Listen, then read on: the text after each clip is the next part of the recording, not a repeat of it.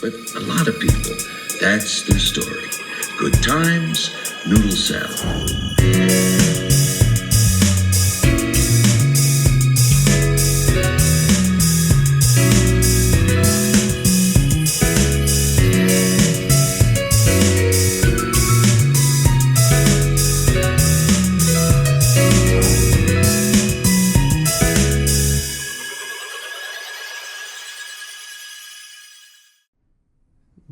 It's a wobbly boy. I like these colors in the camera, actually. Is that pointed? It looks weird from my angle. Did you check the way it looks? Yeah, it looks fine. Okay. Well, now you got to worry. I'm sorry. It just looks like it's pointed like at you. Like. No, you're. Is it good? Yeah, you're. Oh, I'm sorry. Okay. Yeah, you're fine. Okay, awesome. It's more the. It's more the, like the tripod than it is the. Okay. Oh, I see. I can tell now. Yeah, the camera's straight. It's just okay. The tripod's kind of janked. Yeah. I wore my Hoochie Daddy shorts. I've been running. I want to show off these bad boys. Dude, I had surgery. I had a partial meniscus, meniscectomy. Uh-huh. So I was running, when me and Paige first started dating, I was running every day after work because, like when you're in the early stages of a relationship, you're in these like puppy dog stages where you want to just spend all of your time together. Yeah. But it's like, also I need to work out, otherwise I'm a miserable fuck. Right. And so I would go lift. I'd go stretch for 45 minutes, then run for like an hour, then go lift for like a half hour. And she's like, dude, like I never get to, she started to get upset about how long I'd be at the gym or whatever, especially if we're in the, she's wanting to hang out with me all the time. So I started running like just exclusively. And man, I felt like mentally the best I've ever felt as an adult. Yeah. Running all the time. And we lived by we're in Michigan. We lived by an island that you could get to by a bridge. Yeah. So like I'd run across the bridge, get to the island, do a couple of laps of the island, and then run back home. And it was like 3.5 miles. So I'd run 3.5 miles every single day after work. Yeah. I felt amazing. I felt so good. Like couldn't shake me. Mm-hmm. And I started after a couple of months of that, I'd like dropped so much weight. Like by the lowest weight that I got to, I was down 90 pounds from my fattest. Wow. That's a lot. Yeah. And but then I was running one day. I'm like, my knee feels weird. Mm-hmm. And then there's this one spot of the island where you have this long straight run that's right against the water, and you turn around, you run back, and when you turn left from the long point or whatever, there's a super steep hill. Yeah. And I used to look forward to it because it was a change up. Because you have like 3/4 of a mile of just like flat, straight running right next to the water. Right. To go to the end of the pier and back. And then you have to go up this motherfucker of a hill. Yeah. And I'd be like, here we go. Here it comes. I'd get excited about it. Right. I got to that hill when my knee started hurting. And I was like, oh my God. I had to stop and I had to walk. And I think I might have even walked up the hill backwards. Yeah. It's not a big hill, but. Okay. But it's big enough that I like stopped, turned around, and I walked up backwards because it hurt too bad to even walk it forwards. And I was like, "What the fuck happened?" So I go to the doctor. I went to a walk-in clinic originally, and they're like overuse injury, elevation, heat, ice, depending on whatever. And so I did that for a couple weeks. Yeah. And the pain was like relentless. Yeah. And I'm a pipe fitter, so like I'm standing all day at work, walking all day at work, climbing all day at work, and then I'm getting home and I'm like, I want to work out and I can't because like as soon as I start running, my knee's like, oh my God, what the fuck, right? Or like if I take a big step, I remember one time I stepped over some like 20-inch pipe and I landed heel first, and it like shot electricity like through my body. Yeah, I was like, oh, what the fuck did I just do to myself? Right. And so like a couple of months go by of me not working out to let my knee heal. Yeah. And then I tried to get back to it, and it's like I ran like a half mile, and I couldn't do it. I was in so much pain. Yeah. And then I went to a job site where we were working either on the second floor or in the penthouse of the whole job. And during the entire job, we were on the second floor or in the penthouse. Yeah. But the second floor, is like 4 flights of regular stairs to get to the second floor, and then to get to the penthouse is another 4 flights of stairs to get to. Oh, man. So it's like it was. I think we counted like 95 steps. Okay. Each section. Wow. And so like when I was working there, to be like, hey, can you run up to the penthouse and shut that bypass off and come back down? I'd be like, motherfucker. Yeah. You know, and like we were like, I was laughing, I'd be laughing looking at my watch, being like, dude, I did like 75 flights of stairs, like, and it's coffee time. Yeah. You know, but maybe closer to the end of the day with that much, but Yeah. still, my knee would be like miserable. Like, what the fuck am I gonna do? Right. You know, and I kept going to the doctor, and they kept telling me the same shit. Oh, you might have a sprain. Oh, you have an overuse injury, and then it took over a year to finally get the MRI approved. So I got the MRI, and it was like, oh yeah, you know, my meniscus torn half, like on the horizontal plane, like a hamburger bun. Oh wow. And the bottom half of the meniscus flipped behind my knee. Oh yeah. And it went in between in the knee joint. It went between my bone and the MCL. Okay. So that meniscus was pushing on the MCL. That's why I was that's why I thought I had an MCL tear, because the pain of the MCL was so extreme. Yeah. And but yeah, so I finally got the MRI after like a year, and then got the results. Got in contact with an orthopedic surgeon. So the orthopedic surgeon, 2 incisions in the front of the knee, went in, you know, orthoscopically, and just removed what was pushing on my MCL, which was the bottom half of my meniscus. So I only have the upper half of my meniscus left. Yeah. But I'm actually like on disability from this, like getting back to work Monday. Yeah. Finally, they're letting me go back to work. But I started running. Yeah. You know, it's 4 weeks post-op. I started running again. I feel, dude, it's like fucking finally, after a year and a half, almost 2 years now of like not being able to run, to get back to it. Holy shit. It feels so good to like, man, what a mind fuck to go from these are the things I love doing. I love hiking. I love running. I love disc golfing. Yeah. I love mountain biking, and I love spin class. Like, as lame as that sounds. Right. I couldn't do any of it for almost 2 years. And it's like, why am I having panic attacks? Why am I why am I kind of miserable? Why am I gaining weight? Right. You know, so rapidly? And it's like, because I like all this huge portion of my life that, that's always been a part of me, like always being active and doing these things and having these different goals. Like all of that stuff has been such a big part of my life. Yeah. And then have that taken away. I was like, sucks, holy shit. Like, no. And you know what's funny? We have 2 handicapped parents. Yes. Physically handicapped. And we have 2 physically. Well, our dad got in a motorcycle accident in 2006, and then our mom's got health stuff. And because that stuff's been going on for so long, like 2006, I was 12 years old, you know, when his accident happened. And God, so long ago. And then mom's health stuff started in 2010. Yeah. So it's like that stuff has been going on for so long.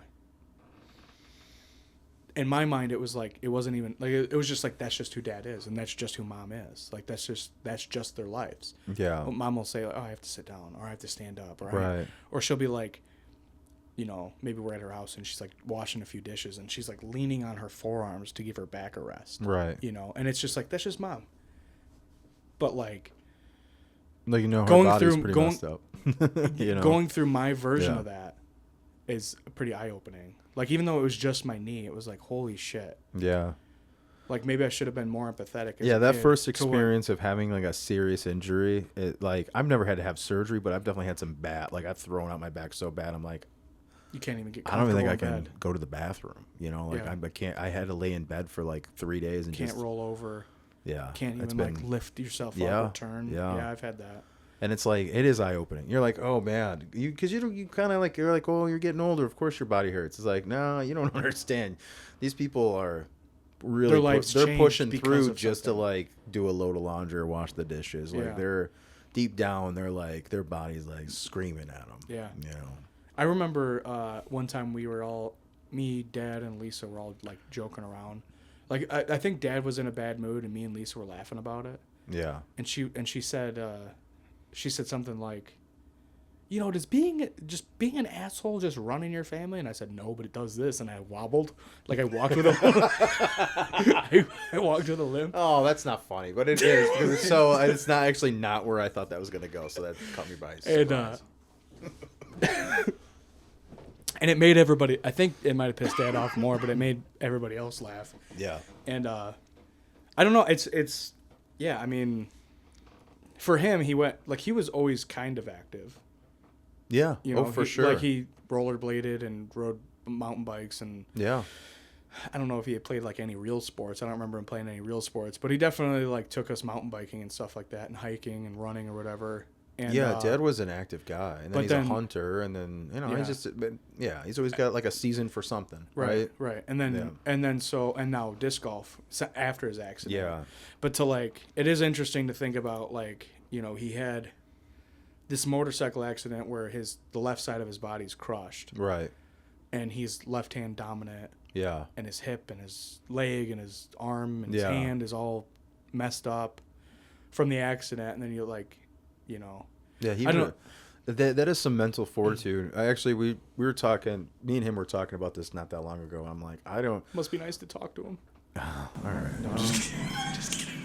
So we were talking, and I was like, you know, it's crazy because, you know, I feel a little whiny biatch when I throw my back out. And here's a man that couldn't use the left side of his body for a long time, then was basically kind of couch ridden for a handful of, you know, about a year or so or whatever. Yeah. Basically, they were just feeding him meds, which, you know, opiates, and then, you know, all the other health issues that come with that, and then having to get off that stuff. Doesn't take anything, has a drink here and there, you know, maybe takes an edible to help him sleep. And now the dude is just a normal, he's just come so far.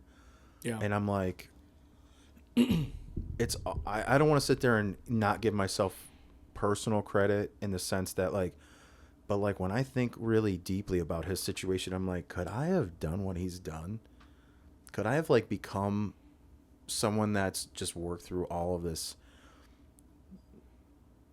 He's got weird stuff going on too. Not to I don't know, it just popped in my head, but he's starting to get nerve, dexterity back in his hand. And this is he showed me that at one of the kids' soccer games. Did he? He can he uses it normal now. He can use his fingers can touch, all of his fingers can touch his thumb now. Yeah. Which for 20 years we've only ever known him to be able to close his hand a jaw. Yeah.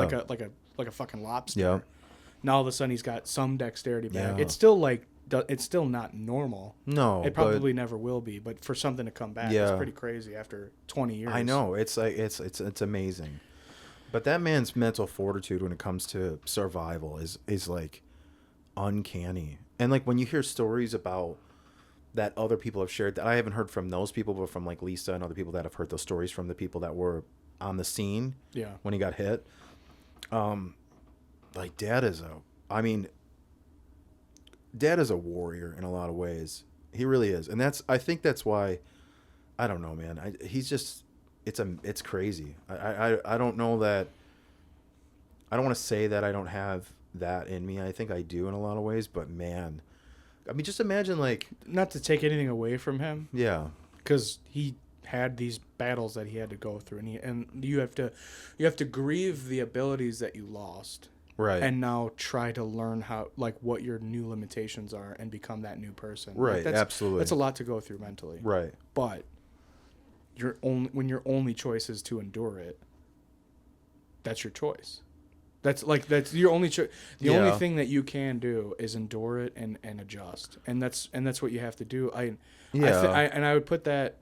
would say that that's akin to loss in general. Yeah. And becoming a parent. Your only choice is to make it work. Yeah, I mean, I lost my best friend when I was a teenager. Yeah. Know? And to go through that, a lot of people, I've had people give me the empathetic, saying the things that they think they want, someone wants to hear when you're saying something empathetic. Yeah. you know, and you go like, yeah, but like, what else am I going to do? Right. What else, like, yeah, it's hard to get through that. I still think about the fucking idiot every day of my life. Right. But like, what else am I going to do? Am I going to shut down? Like, maybe some people do shut down, but like, your only choice is to endure it and move past it. Yeah. You know, and in my small way with my knee. Yeah. In my small way, it's like, okay, I accept that when I work, it hurts. Yeah. And when I kneel, it hurts. Right, and when I climb, it hurts. And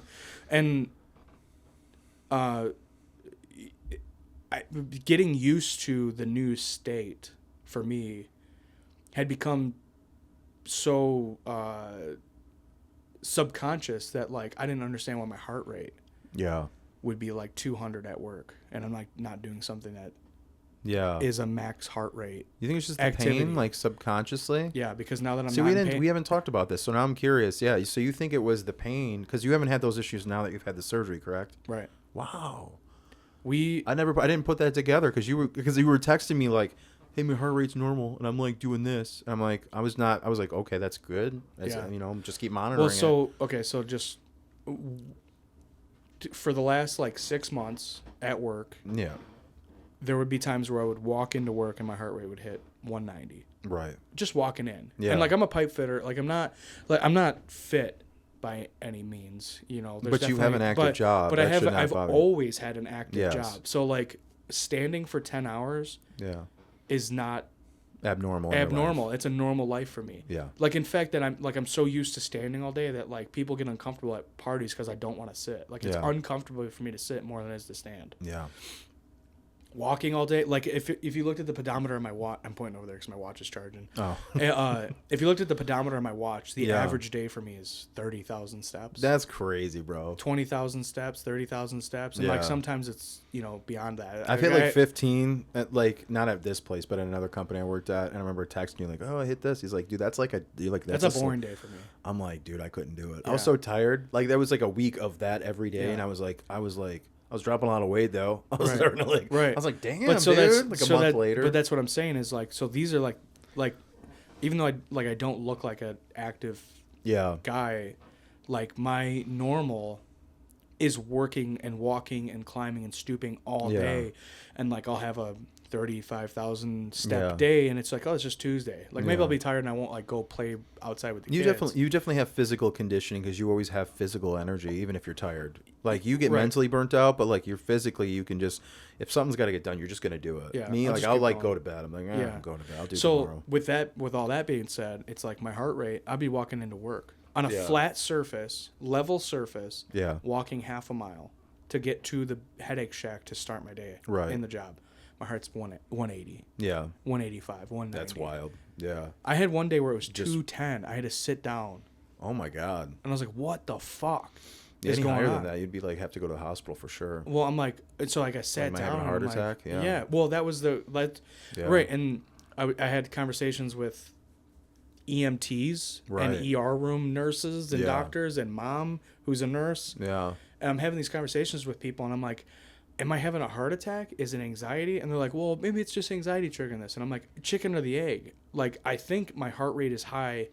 I think I have anxiety because my heart rate is high. Yeah. I don't think it's I have anxiety, therefore my heart rate is high. Yeah, that's crazy anyway, because like as someone who has I have what do they call it? White coat syndrome. So when I go into a doctor's office, my blood pressure will skyrocket shortly. I actually have really moderate blood pressure normally. Yeah. But when I first go in, moderately elevated blood pressure? No, I have my blood pressure is always good. It's always good. Okay. But then and I monitor it to regular too because I've had like health issues and stuff in the past I got right. I just monitor every now. If I'm feeling anxious, I'll check it and it's always fine, even if I'm riddled with anxiety. But I'll go in and like my blood pressure will like not like skyrocket, but it'll like get a little slightly elevated. And they'll go, oh, we're like, you're on the border here. And then my doctor will come in and it's like, do not listen to that. You do this. This happens. This has been happening for 20 years. You've never had high blood pressure. So you get worrisome when it's not you're getting checked. Yeah, I think it's just not even worrisome. It's just like an unnatural response to having to go like get checked out. Yeah, right? And just period. And then like my doctor will check it and it'll be like, 115 over 65, and you're like, for a guy my size, that's impressive. I don't even understand why it would be that low.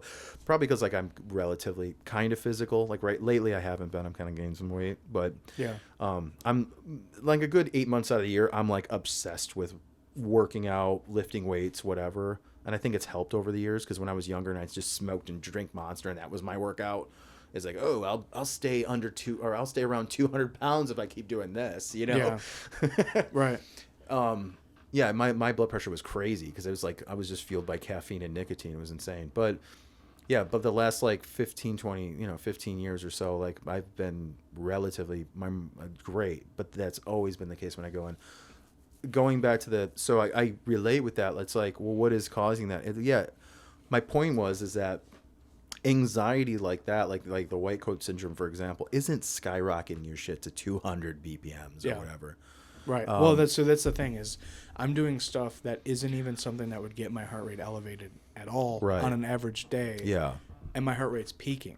That's wild. That subconscious pain response was still there, and you're just like, I don't know. Dealing with I don't know that that's. You haven't had the issue since. It's gotta be. So my heart rate was hitting 180, 190, 200. Yeah. I remember there was about a 3/4 mile walk inside the building to get to the stair. I was on the second floor of this building.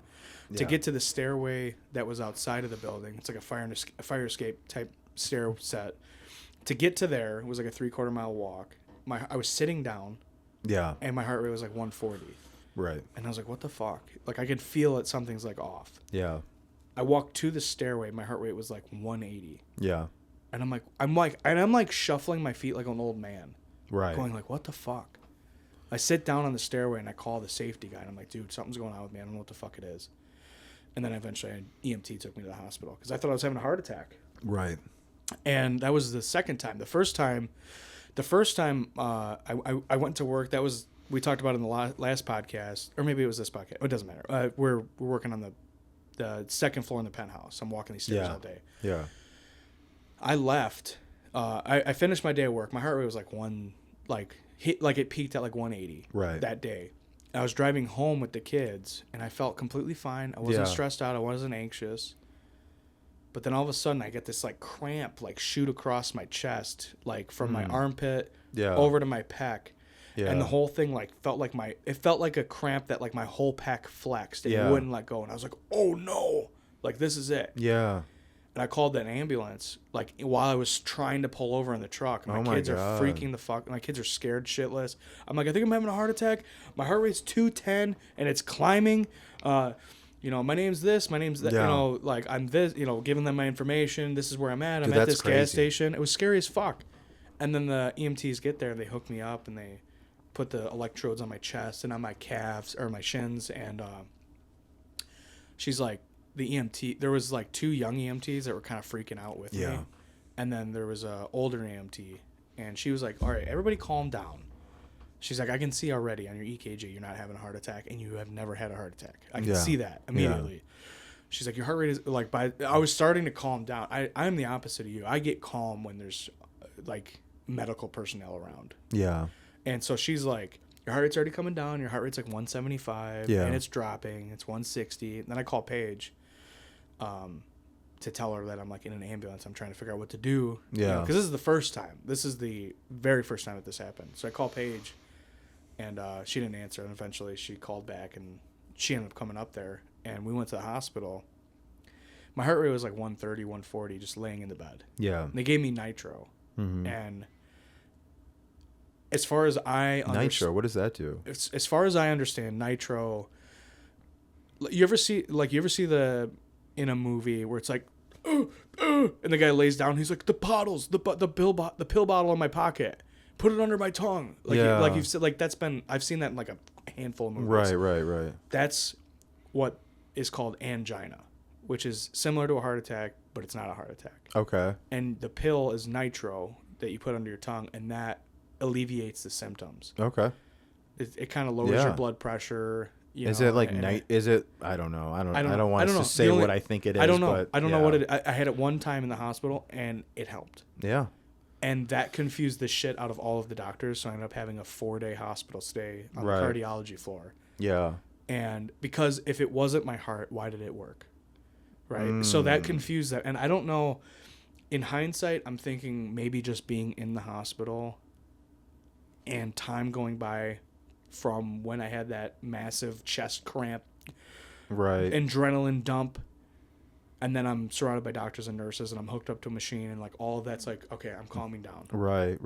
I think all of that coupled to the point where it's like I was gonna calm down anyway, but then they gave me nitro, and they looked at it and was like, why is his heart rate like 120 now? And it was 175 when he got here. Right. And they ran every test there is. Right. I had a bad knee, but they had me run. Which is good. By the way, like, people should be getting these kinds of tests without these experiences anyway. So it's kind of nice that you got that out of the ballpark. Like, you don't have to really overly worry about that now because you had all this stuff. I'm glad that I was able to do the running test. Right. Because I told them at first, like, I have a bad knee. I don't know if I can. Right. And they're like, well, could you walk on a treadmill? I'm like, I think so. Yeah. And they're like, all right, well, we'll put it on a steep incline and have you power walk. Yeah. If you can't do that, we're going to give you a medication that's going to make your heart rate 200. Right. And you are not going to like the way that feels. Oh my God, I can only imagine. And I was like, okay, I'll do the fucking treadmill. I'll make the treadmill work. Yeah. And so I did all the stress tests and the echocardiogram and everything else, every test under the sun. And they're like, wall thicknesses are good. Like, I don't know what the metrics are for a heart, but basically it was like, not only is your heart okay, your heart's strong. Your wall thicknesses are good. There's no blockages. They gave me a shot of something to see if there was any kind of blockages. I mean, do you think like it was stress related? Or do you think it was pain related? Do you think it was all of the above? Well, it's weird. They're able to see that there's no blockages anywhere. Yeah. So there's no risk of stroke. There's no risk of which heart is attack. crazy because it runs in our family so bad. Yeah. It's amazing that we don't have these problems yet. That was the first. That was the first one. The second one the second one I went to the EMT or the ER again, but I went there via ambulance. Yeah. Dad actually came and picked me up from that one. And so I had, but that was like the extreme ones. There was a ton of these issues where I would just be doing menial, regular stuff, and then my heart rate would skyrocket and it feels like I'm dying. I'm like, what the fuck is going on with my body? You know, there was a handful of events where I was doing menial labor, or sometimes not even doing labor, you know, just doing something, and my heart rate skyrockets, and it became a source of stress. It became a source of anxiety because then it was like there was every event, it felt like there would be like this boom in my chest, and that was the thump, that was the spearhead for an event. And sometimes I would get that and I'd be like, oh fuck, here it comes. Yeah. And then sometimes it didn't come and sometimes it did. Yeah. You know, and I had 100 conversations with Mom about it, and she, because she has SVT. Yeah. SVT. So, yeah.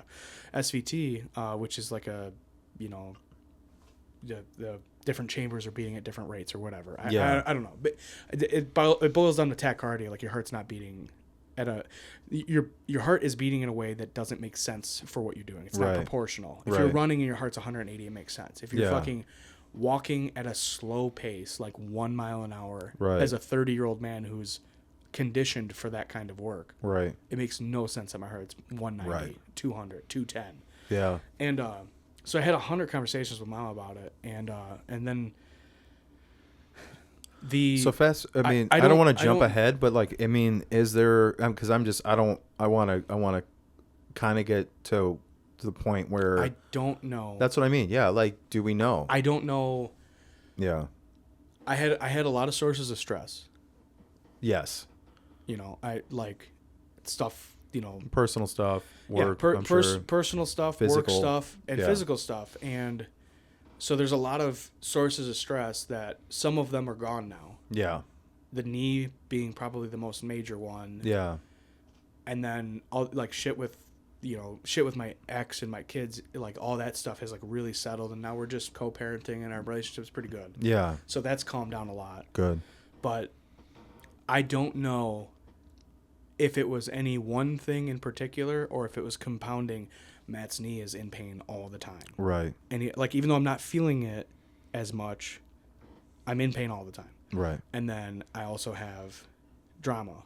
Right. And then I also have because the drama is an old relationship, I now I worry about, like, I need to make sure that my current girlfriend is included and understands and is okay with it's a lot of levels. choices. You know what I mean? So, like, there's all this shit right compounding, and I don't know if all of those things compounding was, like, just giving my body, like, a stress hormone dump all the time where, like, I'm just can't handle it. I would say probably, because I think, like, even when there was just a lot of drama, when, like, just even family stuff sometimes, dude.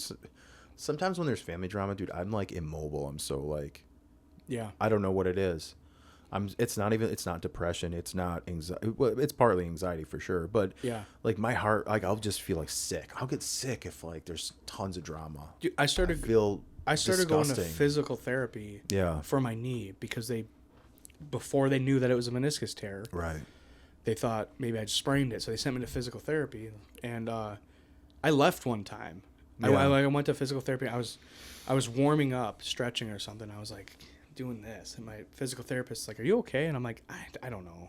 Yeah. I've had my heart racing, and like some shit's happened to me, and you know, and she's like, "Have you had your heart checked?" And I'm like, "Yeah, heart's fine." And I was like, I'm leaving. I can't do it. Right. I have to leave. Like I came home, and Paige was like, "You've been gone for like 20 minutes. What are you doing?"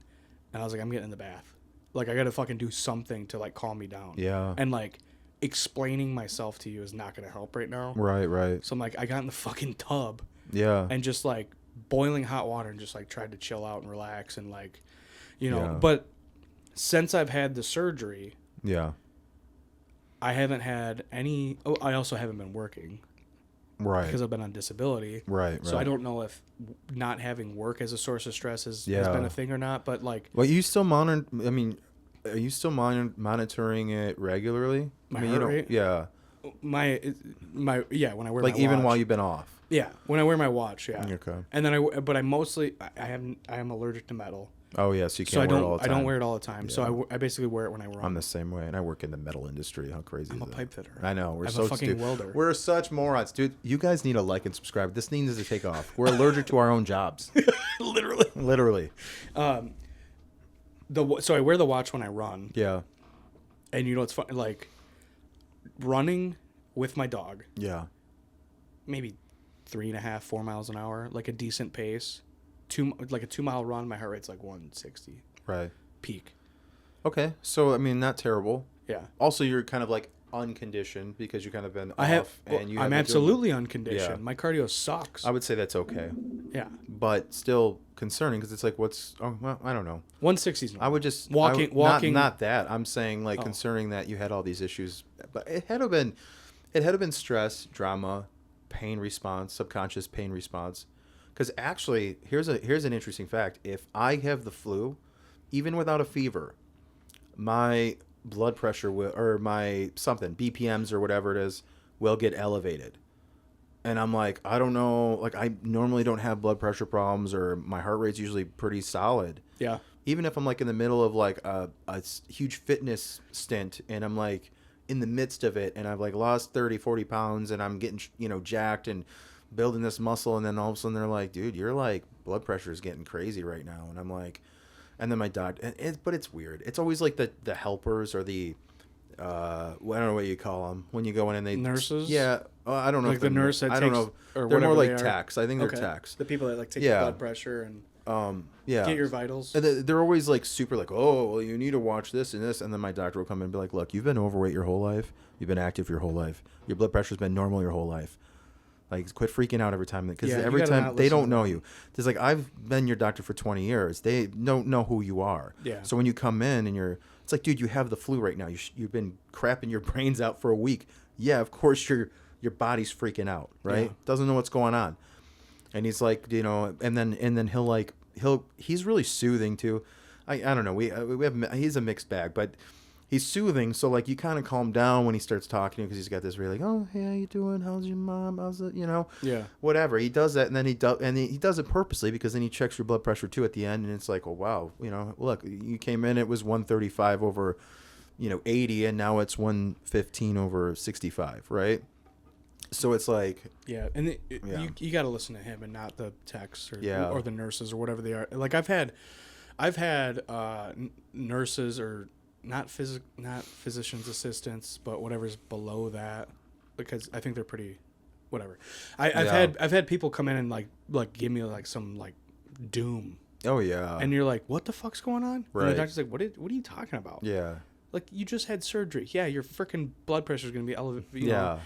Like, what are you what are you freaking out about? You're worried about your heart rate? Oh my god, I have a little bit of a interesting kind of a scary story about this. So when I had my surgery, when I had kidney stones really bad, I had a surgery or whatever, and when I woke up from the first surgery, the lady was like, hey, like, we can't get your, like, they couldn't get my oxygen levels normalized, and the first thing I hear when I wake up, mind you, after being in La La Land, right, hours later, I wake up and I'm coming to and I'm stressed out, right? I'm like, oh. She's like, she's like, all right, well, breathe deep. We can't get your oxygen levels normal. And I'm like, okay.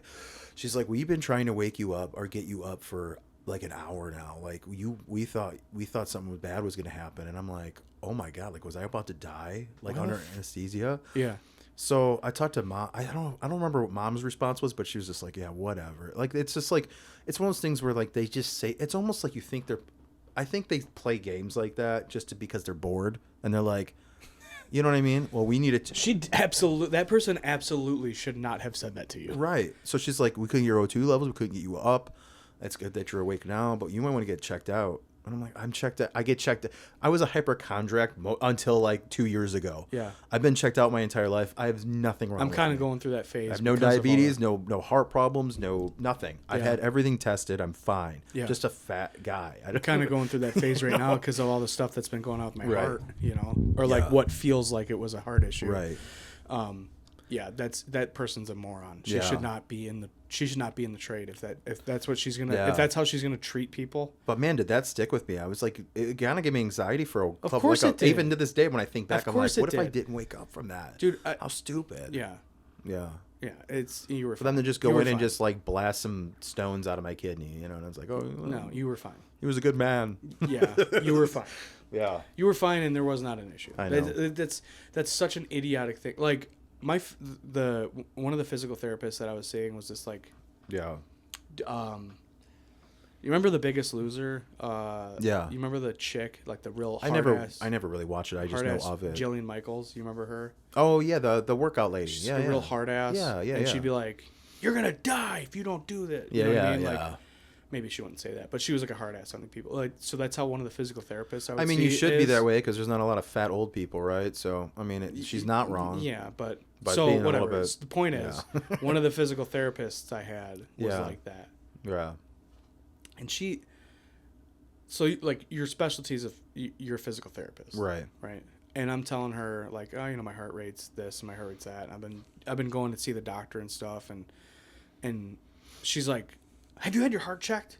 Yeah. Like real like anxiety inducing way to ask. Yeah. And I'm like, yes. And then I'm like telling her like, you know, I went through this, I went through that. These are the steps that I've taken to make sure that I'm okay. And she's like, I don't think I'm comfortable you coming here. I'm like, to do some stretching on my knee.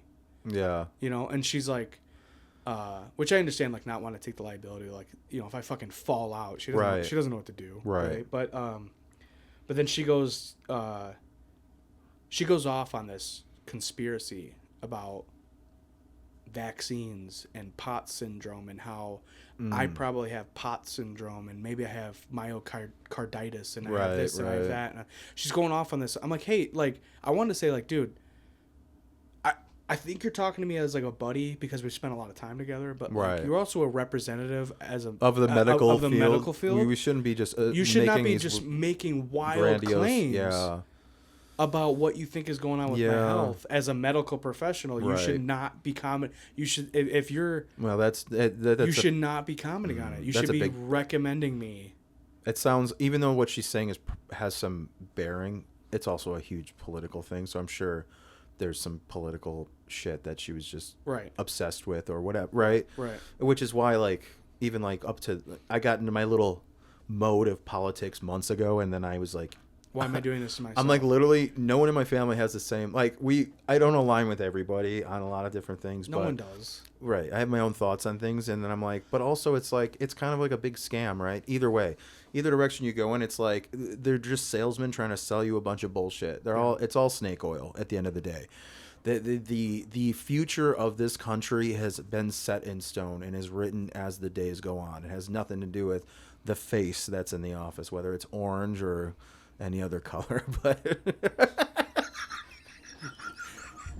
yikes! I'm just fucking around. Yeah. It was a joke that I couldn't pass up. So whatever. Yeah. Dude. Yeah. So I don't. We were talking about like football and whatever being like your thing, like right. oh like that's your thing. Like for us, it's music, right? Right. And right. like following these artists creating new stuff or whatever. And if I understand why people would want to be interested in politics and have fun with that, but like also, it became such a source of stress for me. Like around like the beginning of COVID, following like I would like load up Rogan's podcast, which I've been listening to Rogan's podcast since like episode like 500, 580, 600, something like that. Yeah. You know, so it's like God, like fucking almost 10 years. Same here. I kind of fell off. And in 2020, yeah. Every time I loaded another podcast, you'd be talking about COVID again. I'm like, dude, this is COVID, and this then is what the last year has been nothing but like politics and who's running and like I get it. That's pop culture. That's what's going on right now. But also I don't want to hear what everybody's. It's just like if I share my thoughts constantly on it, I don't want to hear your thoughts on it all the time either, right? It's annoying either way. Yeah. And it doesn't matter what you even people that align, I think sometimes annoy the shit out of each other because like I've had conversations with people who are pretty damn close to how I feel about certain things, politics or whatever. And then they'll throw something like super racist out there, and you're like, "All right, man, conversation over." Whoops, we're not. Like that's insane. Yeah, that's not me. Yeah, are you insane? You know, or anti-Semitic. That's a big one too. Yeah, like, dude, I can't tell you how many conversations. That's the weirdest thing. Who would have especially with this Israel and Palestine 20 thing? 20 years ago, who would have thought that this would come back? We used to like look at World War II stuff in school. Insane, dude. World War II stuff in school and like World War II stuff as adults. We'd watch documentaries or read books or whatever, and be like, I can't believe I can't believe this was a thing. How could these people think like this? And then now we're seeing it. We're like, holy shit. Yeah. Like, this is a slippery slope. All of a sudden, these people decided that you're not in the tribe. I will say this, though. Holy shit. Those people are also, like, the people that do have those crazy extreme viewpoints sometimes have really good ideas on a lot of things. And this is kind of like where I do agree with, like, maybe the conservative side on some things is where censorship, just because they do have some crazy thoughts and they're extreme in these ways, is not acceptable because these people have brilliant ideas in this small section. Like, these ideas are great. We don't want to lose those because he's crazy. We just need to let him know. Like, you can't, no one agrees with that. Stop being that guy. You know what I mean? I disagree with the censorship from the left for that reason. I see what you're saying. Yeah. I remember Bill Maher probably. Like, imagine if all of history of Hitler and everything he wrote, everything he said, like, imagine all that was erased and all you hear was like this villain, you know, the history of what happened, but you don't know what led to that, right? You're gonna not understand what to stop in the future. That's a big theme right now. Is you keep a phrase that keeps getting repeated is, how could you give somebody a platform? And you're like, what are you saying? You don't want the idiots to expose themselves, right? I want the idiots to expose themselves. Yeah. Don't, like, if some relative, like distant relative of ours, says some horrendous shit. We all say horrendous shit. I don't care who you are. If some relative I see what you're saying. says some horrendous shit, some horrible racist shit, I don't want Facebook to get involved and erase it for him. I want him to expose himself. That person's never going to grow. And they're never going to get exposed if you're hiding what they're really saying. Yeah. You want racists to be protected by hiding? That's exactly the problem. You can't hide. You can't let people hide. Censorship is protecting the people that you don't like. If you don't, you're protecting the wrong side. You're protecting the wrong side. You want people to let them expose themselves. If I see something off color or out in left field or something that's not acceptable in this day and age, it doesn't mean I'm a bad person. And honestly, it doesn't mean anybody's a bad person. That's a different conversation. Well, you're talking about people who are actively this person. Yeah. You can't all right. Censoring jokes is ridiculous. Yeah. I was just talking to Paige. I mean, it really doesn't happen now. I mean, I was on Facebook and they were like, there was literally like a Facebook short that popped up, and it was literally a guy, this white guy singing a song and used dropping the N-bomb. It was just singing Wu-Tang with an acoustic guitar, and the whole song is just the N-word essentially. And I was like, oh my God, like 2 years ago, like this would have been breaking news on. I sent a message to somebody one. Me and Rachel were joking around.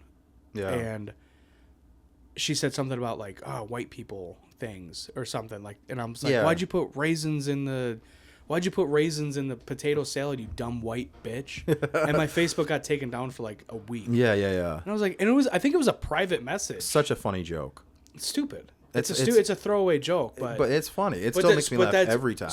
But that's also So to circle back to like people who are actually that way, right? Not saying it ironically. Why would you want to allow them to hide? Yeah. Why would you want to allow that? Why would you engineer a way for them to hide? Yeah. You got to let them expose themselves. Yeah. Let them be then exposed. That also turns into secret society and subcultures and all these things that end up being huge problems. And it becomes tribal, which is like also why there's all these problems in the Middle East, is because there's like, oh, we're this and we're that, and we have these beliefs, and then somehow that turns into human beings are weird, man. We turn like, oh, they censored me, so now I'm gonna move out to the woods and not have cable. I'm gonna double down. Yeah, I'm gonna double down. And then and if you take that far enough, dude, you get like terrorism for sure. Yeah. If you take that far enough in any kind of echo culture, chamber. Any echo chamber, you take that far enough, if you censor people, you create terrorism. When you tell people this is how you have to behave, act, this is what you have to accept, this is what you can't have your own opinions, guess what? Those people are going to come after you. They're going to lash out. And I'm not saying every time. I'm saying you got 100 years of that, any echo chamber, 1,000 years of that, 2,000 years of that. Yeah. Any echo chamber that goes unchecked becomes extreme. Yes. On every side. We can both list both sides. Yes. The echo chamber of liberalism, shoots Donald Trump's ear off. That moron got him elected, didn't he? Right? I don't think that's why I got elected. I don't know. Dude, are you kidding me? I don't think it had nothing to do with that, really. Because if that didn't happen, that's a big moment in the election. There's a lot of conservatives I know that probably did not vote for him, and they're rightfully so. I agree with their standpoints on why they didn't. But you think that didn't have a big part of him getting elected? Walking away with his fist in the air after getting shot. No, because I don't think it swayed any liberals. I think I think most people on the left probably thought it was staged and fake. To be honest with you, I think most people I've talked to really didn't believe it. That was of the left, and I'm like, well, that's unfair to say, but also I get why you would say that. Yeah, I get why you feel like. It's politics. Everything seems like showmanship, right? Yeah. And he's the greatest showman of all time, right? So it's like, yeah, I get it. I get why you feel that way. But yeah, I mean, if you take that was the extreme echo chamber of liberalism. Yes. Where, you click the little X on Facebook and say, see less posts that are that I disagree with. Yes. And then all of a sudden you're in this echo chamber where no one is liberal enough. No one is No one is liberal enough. What do you mean you I don't know. By the way, you don't want them to give puberty blockers to children. Yeah. Right, what do you mean you're not a vegan? What do you mean you're not? And then all of a sudden it's like no one is liberal enough. Yeah. And they cancel each other and they're fucking. You know what I mean? Yeah. And then the flip side. It's definitely the same way on the flip side. There's extreme right. Absolutely. Yeah. I mean and the weird thing is it has nothing to do. It's funny because I will say this. I do think as someone who's a centrist and definitely plays both sides of the coin and looks at both sides of the story. Yeah. Personally, I do. I got into an argument with someone and they called me out and said, "What are you, MAGA now?" And I said, "Yes," just as a joke. But no, it's not about. I want America to be great. Yes, but it's a good slogan. Is it a white supremacist team of people who are trying to take it back to the 1950s? No, man, it's not. It never will be and never can be. I mean, even Donald Trump was a Democrat his entire life, and I think he wanted to run as a Democrat until when he started. the 90s. And then just because senators, and this goes to the abortion thing. just because a handful of Republican senators think it's murdering children, think it's against their religion, does not mean that every conservative who voted for Trump thinks that no women should have rights. Stop catastrophizing everything. We sound crazy. These ads sound crazy. When I talk to people at work, I mean, because no one's getting offended like that. We're men, right? Yeah. Even when we talk, well, if I talk to some left-wing people at work and stuff, when we have open conversations, I totally get what they're saying. And they're right about a lot of shit. Well, I think Bill Burr, if we're talking about the abortion, the abortion I just watched subject, that, actually. Bill Burr nailed it on the head. It's both things. It's both things. It's both things. It's both things. It is a woman's body. Yeah. It is a woman's body, but it's also murdering a baby. Yeah. It's both. Yeah. And it's like, and it pulls on the heartstrings of both things. On both things, right? Yeah. It's like, they bring up when it comes to abortion, they bring up the extremes, right? Yeah. It's like, what about rape and incest? Like, of course you should, that should be an option for those situations. It's fucking terrible. Absolutely. But then the conservative side will be like, well, that's incredibly rare. And it's like, is it? If this what this does it baby's, matter if this, it's incredible, right? That's the here's point. Here's the thing. Yeah. Here's if you don't like abortion, don't have one. Right. That should be the entire conversation. Right. If you don't like the idea of abortion, don't have one. Right. That's it. Leave it alone. That's the entirety of the conversation. That's what the entirety of the conversation should be.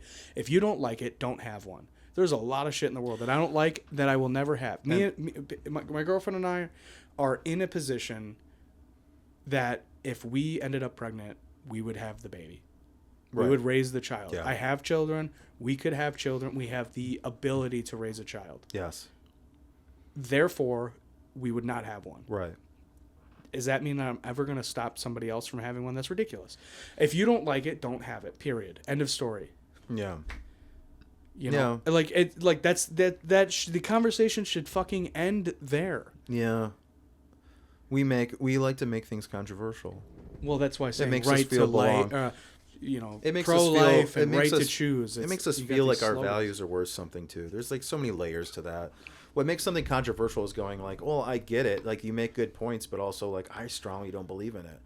And then so it's like, well, why do I strongly not believe in it? Well, because my God says so, or because that's not right, or morality says that. Well, what if you kill the next 9 cents? There's all these like insane arguments that like I get it. I mean, no one's wrong. That's what makes things controversial. Is there's really no right answer. Well, this is the problem. So you have to.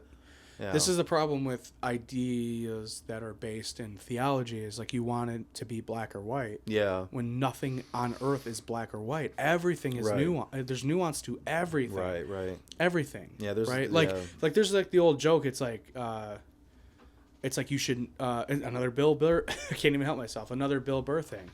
Yeah. It's like you should never hit a woman? He's like, you could wake me up from a drunken stupor and I could think of 6 reasons. Right? Like you come home from work and she's drowning your kid in the bathtub. You're not going to punch her? Right. It's like you can't think of a single reason. Yeah. You shouldn't. Not saying you should. But like there's but to think in black and white terms in general is like you take away the importance of the details. Right. The nuance of an abortion falls into, are the parents able? Are the parents willing? Yeah. Are the parents related? Yeah. Was the conception consensual? Right. If you take away all those questions and you just make it, is the baby viable? Right. You're taking away everything else that... And also this goes back to censorship, and the reason I'm saying that is that when you talk to people who feel one way or the other extremely, they remove the conversation. They go, no, we're not talking about that because it's this. I don't want to hear that. I don't want to hear that. Okay, no, you're censoring the conversation. Yeah. Which means that we're not willing to talk about it. Dude, I've literally yelled at people. Like I've been like, okay, fucking baby ears. Yeah. You don't want to you don't want to hear that? Okay, you fucking child. Right. It's like, I have a really... People are scared of reality. People are scared of reality. Growing up in the church. Yeah. Where we were surrounded by people that just did not want to hear anything that they didn't agree with. It would stress them out. Yeah. Like, fuck you. Right. I'm sorry, but dude, you're an adult. Grow the fuck up. Yeah. Like you can't even consider ideas that you don't agree with. Yeah. Oh my God, they used to infuriate me more than anything. Right. I feel like as I've gotten older, growing up as a Christian than being atheist like 90% of my life. Yeah. And then coming to like this weird like crossroads where I go, you know what, I want to believe in something just because like there's like, because life is so all over the place, you're like, it'd be nice to just have a foundation to fall back on, and also just believe that like there's more to this than just this or this microphone and this camera or these walls, right? And not saying that it's not meant to be a depressing statement. It's meant to be like, as you get older, you're like, well, I find there's value in things that I haven't placed there, and that makes me think twice about being an atheist. Yeah. Does that make sense? Yeah. And that's I'm fine. like, dude, there's a natural value to certain things, and I'm like, man, there's also, I'm a nerd when it comes to physics and theoretical physics and mathematics to some degree. Mm-hmm. And it's when you realize that there's just this language that speaks truths, that it wasn't invented by us. Yeah. It was kind of found. That's scary. It's like, fuck, man, everything's programmed. Everything has a pattern. Everything has numbers that come back to a formula that is accurate to like, thousands of decimal places. And we're like, but we're all that's intelligent. Yeah. Get the fuck out of here. It's crazy. Yeah. You know, I don't know. Not to get like super into all these controversial topics. I'm just saying, as an adult who has been an atheist most of his life, like coming around to it and having a like what they say, what the boomers say is a come to Jesus moment, and you're like, it's not about God or Jesus or any said religion or dogma or like I follow these rules. It's not that. It's like, man, there's a lot of contentment in just going, yeah, it's fine.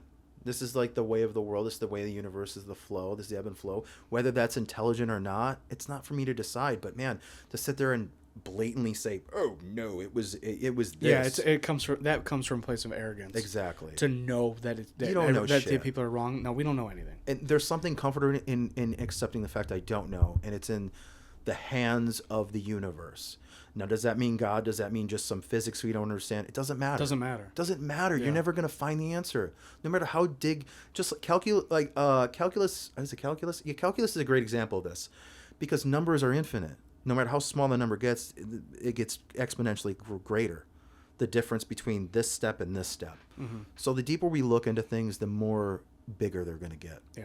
So I think we're never going to have the full spectrum of answers. I think people that have the confidence to say that they know something at all are people that are not smart enough to know what they don't know. Yeah. You know what I mean? Like that is a great, that should be quoted. Most people are just not smart enough to know what they don't know. Yeah. Is that what you just said? Mm-hmm. Okay. Yeah. That was so good. That was so good. It's you. Thanks. No, really. I'm gonna tattoo that on my neck. Honestly, no, I'm just kidding. You could. I'd rather you trace like a chalk line of my wiener on your neck. All right. No, with anything that you start, that'd be like a $10 tattoo. So I'm actually not doing it. Yeah. Actually, let's do that right now. Speaking of $10 tattoos, oh boy, fucking, with anything that you start to look into, yeah, there's always a rabbit hole of information that you need to absorb. Like there's just anything that you're interested in, there is an infinite amount of stuff that you can learn about it. Yeah. So for people to walk around and know like the greatest questions of humanity, right? What happens when you die? Well, I know I'm going to see Jesus. I know that there's nothing. No, you don't. Yeah. You won't until you do.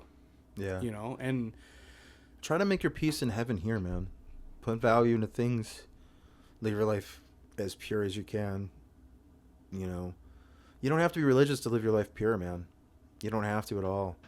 I think just putting effort into honest things is not as cringy as I thought it was when I was. Well, that's what I mean. Honesty. You know, when I like mean putting purity, effort into family and putting effort into exactly. That's what I mean by purity. I'm not saying like don't make mistakes or don't do things that are different than other people. That's not what I mean by purity, because that could be mistaken for that. I mean like be true, understand what the values are in your life, understand what you love, understand what you don't like, understand what your stance is, you know, and just being true to yourself. And I think a big part of it too is, I don't know, I was watching something this guy was talking about, he like did some ayahuasca trip, and he said that like creativity was, he like had this like whole experience where creativity was what God was, like the creation, right? That's why God is about it's all about the creation story, and then how God directed all these events to happen in these personal lives. And then you start, if you break it down into like a psychological term, you're like, oh yeah, like peace in heaven is creativity. It's the only way you're going to find peace in heaven in this world. You know, you're going to find joy in your kids, but you created those kids. Yeah. You created the people they become.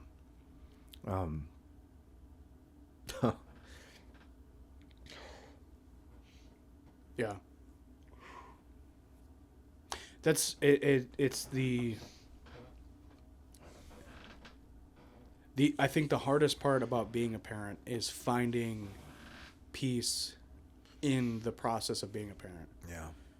And trying to, instead of trying, because it feels like you're something that you're being a, like, parenthood is something you get through. Peace is when I was showing Mom my music, right? She said, I love that you're following your dreams and doing what you want to do. She says, I just really hope like you find peace and comfort and stuff like that.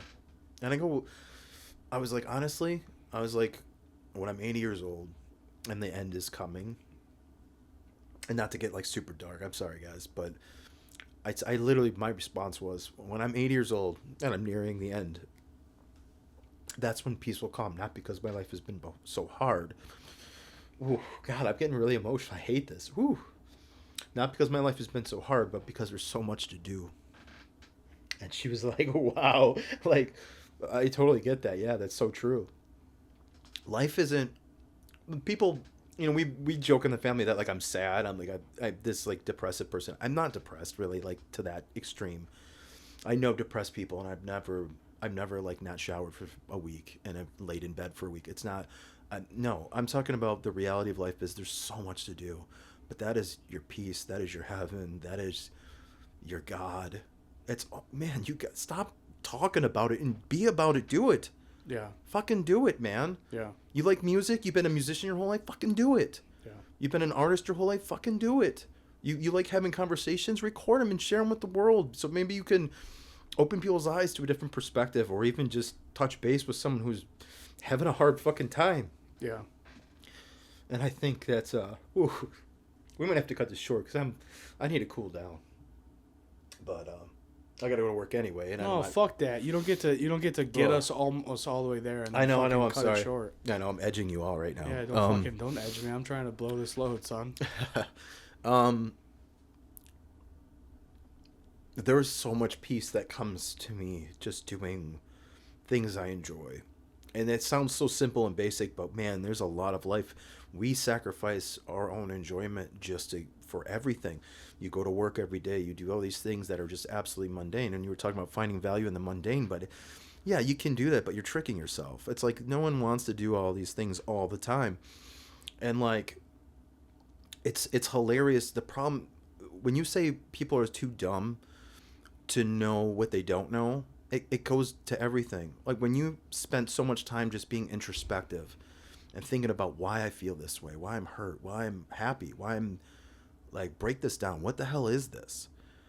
What is going on here? And then you realize, like, my heaven is when I'm doing what I love, when I'm my happiest, when my anxiety's the lowest, when I'm, like you talk about running and being unshakable, when I'm unshakable, when I'm not persuaded by, the disruptions in my life, to feel a certain way. That's my heaven, and that is what heaven is, and that is what. And I'll tell you what, man, you go watch, you get into religion, like as an adult, go watch something. I think a lot of like religious stuff is kind of corny and it doesn't make sense, but man, if you like even like read some religious poetry or watch people talk about religion that isn't just so like this is what it is and this is why, and there's some metaphorical stuff in there, but you look at it from the viewpoint of what I just said, it'll change your life. And it has nothing to do with God and Jesus and this or Allah or whatever. I'm saying life is poetic, man. You want to know why art is so important to people? If we had no art, we wouldn't be where we're at today as human beings. Yeah. It's important because that's creativity is God. Yeah, man. it's everything. If you think about like what our lives would have been growing up. Yeah. In the situations that we were in, and took away all the art that made the time go by. Yeah. Got us through it. Right. All the comedy, all the video games, all the movies. Yeah. All the TV shows, all the stuff, all of this shit. Yeah. All the music, all the stuff that we consumed because someone had to someone had to create this. This was their impulse. It had to happen. Yeah. Like Rob, sorry, Rob Zombie directs this fucking wild, fucked up horror movie. Yeah. He had a creative impulse to create to create something. Spent time and money, was in a position to be able to do it because he was famous as an artist and spent the money, whatever, blah, blah, blah, right? Yeah. There was never a thought for him that, like, a 10-year-old kid who's, like, probably should have never watched that movie at that age. Right. Would, like, love the Captain Spaulding intro to that movie so much that it would comfort him through, like, right, depression and anxiety based around a divorce. That's where people get misconstrued, is that they think that dark and evil and crazy looking things or things are like creating these monster kids and that are doing stuff like, shooting schools up and whatever, right? But that's not, that's a whole different ball game. That's not true. There's beauty in so much darkness, and you realize, as you get older, that's true in a lot of ways. Like, but it also holds true for everything that's on these walls. That's why they're on the walls. What makes a villain in the most heinous villain popular in comics and movies is the fact that villain is relatable, because life is dark and we want to do bad things sometimes. There's something thrilling about those things sometimes, and there's a balance. It's giving an audience to, like, the voice that we all ignore. Exactly. It's like when you're on a roof and it's like, jump. Right. It's like, I don't want to jump. Yeah. But it's fun to flirt with that. Yeah. It is. Yeah. It is. It's fun to flirt with that. Like, ooh, I could have that control if I wanted that control. Right. That's what I'm saying. That's dark. Fun. That is extremely dark, though. Yeah. And what we don't realize is that there's so much psychological in us that is so dark and disturbed and twisted. But it doesn't mean we're bad people. It doesn't mean you're a murderer. It doesn't mean you're a this, a that, or that. Most people have problems. They've had horrible life experiences that mentally they couldn't. They have disrupted neurological pathways that have made them make insane choices in their lives. So, but for the most part, you have people that are consuming art. Yeah. As a way to cope with actual life. Absolutely. And that's the biggest thing, is like art gives a name to like art defines things that are impossible to define. Right? The feeling that you get when you watch the comfort that you get from watching a movie that is familiar. Yeah. It's I don't know, like I'm thinking about, like, As Good as It Gets, 40-Year-Old Virgin, like even like some of the sitcoms that we grew up watching, like fucking Big Bang Theory. It's like those shows at the surface level are, they might seem shallow and silly. Yeah. But like the comfort that comes from watching familiar characters in a familiar setting and dealing with problems that are funny. It'll like recenter. It helps recenter me. Like if I had just endured like some of the misery that we dealt with growing up, because of all the shit that was going on in our family that was out of our control. Yeah.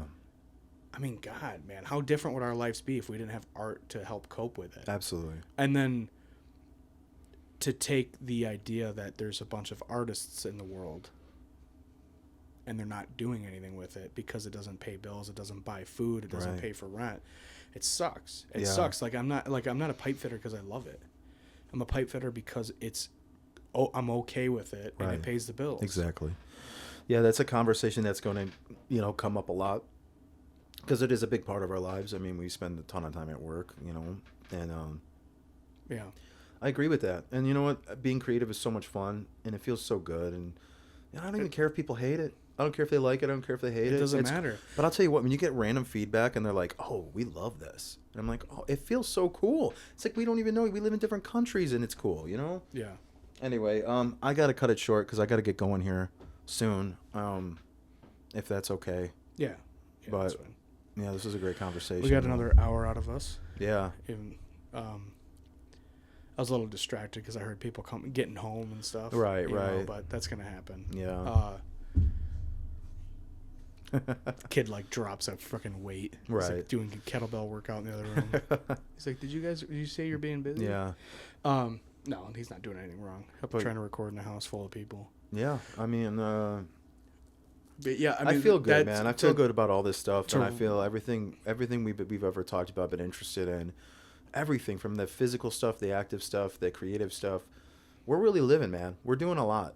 Yeah. We're living our lives. Yeah. We always have, and guess what? We're always going until the end comes. And man, you can't ask for any more than that, man. We're really squeezing everything a little bit we can in the time we have. To. It's a beautiful. You have to, because when we weren't, because we've both gone through seasons of not doing that. Right. And it's like, why am I so fucking depressed? Why am I so anxious? Why am I this? Why am I that? Right. And it's like, well, of course you are. Well, of course you are, because what have you been doing for you lately, other than just showing up? Yeah. Okay, you show up to your job. Congratulations. Right. Why are you not writing music? Yeah. Why are you not recording videos? Right. Why are you not doing podcasts? Why are you not writing? Whatever, yeah. Whatever the thing, and then also all of the creative outlets that combine athleticism with creativity. Sure. Like disc golfing and mountain biking. Yeah. And skateboarding, whatever the things that we did. Go out and do some things, man. Yeah. Get out and venture. Yeah. Do things that you're not good at. Do things that you're terrible at. Things that spike your interest. I don't understand why people are so... Everyone I know is so scared to even try anything, and it's like, oh god, you're gonna really regret this when you're old. Yeah, and there's a lot of. I know a lot of the people that you're talking about. All my friends, all my friends out there, if you guys see this, you want to start filming, you want to start doing movies, do it. Yeah. Get a camera, start. Even if it's half-assed, people are gonna love it. Anything creative, even if it's subpar, it's not like people are gonna judge you for that. It only gets better. That's the more you do it, the better you get. Conversation. That's the exact conversation that you and I had about. Your goal is not podcasting. We want to do a podcast together because I think we have interesting conversations, but your goal is to score movies. Yes. And I said, why is that your goal? You want to get paid for doing something? Do it. Right. There's the lowest threshold of entry. Right. In the history of filmmaking. Yeah. You have the lowest threshold. What you can do is take a movie, write a score. Yeah. You have the ability to do it. You don't need a recording studio. You don't need green light from anybody. Yeah. All you need to do is take a movie. And do it. And, you start writing music, you do a lot of stuff, and you really get, develop your skills. And I've been a musician a long time, but now I have to really hone it in, right? Yeah. I have to hone it in. I have to be more expressive in my music. I have to do things that are flowy and wispy and whatever, right? And it's that's out of my comfort zone. Even as a guy that was in jazz band in middle school, it's still out of my comfort zone. You don't have to do... Right. You don't have to do anything that's out of your comfort zone. All you have to do is showcase your style. Oh, yeah, no, I agree with that. But I'm doing it for me to expand what you're... Exactly. Because I love music in general. It's not just, this is what I do and this is what I write. I love music. Yeah. Many different genres, many different styles, and so and I'm also someone that anytime I get involved with anything, I try to expound, learn what I can. I don't want to be I'm not into the whole virtuoso thing, and that goes with anything. I don't. Some of the most perfect things in the world are the most uninteresting. So right, because it loses its humanity, and that's going to be also a topic that comes up probably. Well, every bit of art needs to emote. Yeah. Otherwise, if that was 3 pictures of 3 real guitars, it would be way less interesting than that picture. Yeah. Well, that's what we talked about. It's if you want to be an artist without heart, right, then go be a graphic designer and just make logos. Who gives a fuck? Right. But if you want to, and then you want to play piano with emotion, well, then you're not going to play it like you plugged the notes into Fruity Loops. Right. Exactly. The right millisecond. Yeah. It has no heart. Yeah. All right, man. I got to get going here. All right. Sorry. I hope I'm not cutting it too short, but No, we did an hour. I also got to use the bathroom. I've been holding this for quite some time. We did an hour 10. We're good. Awesome. Perfect. All right, guys. Have a good one. Whoop. But a lot of people, that's their story. Good times, noodle salad.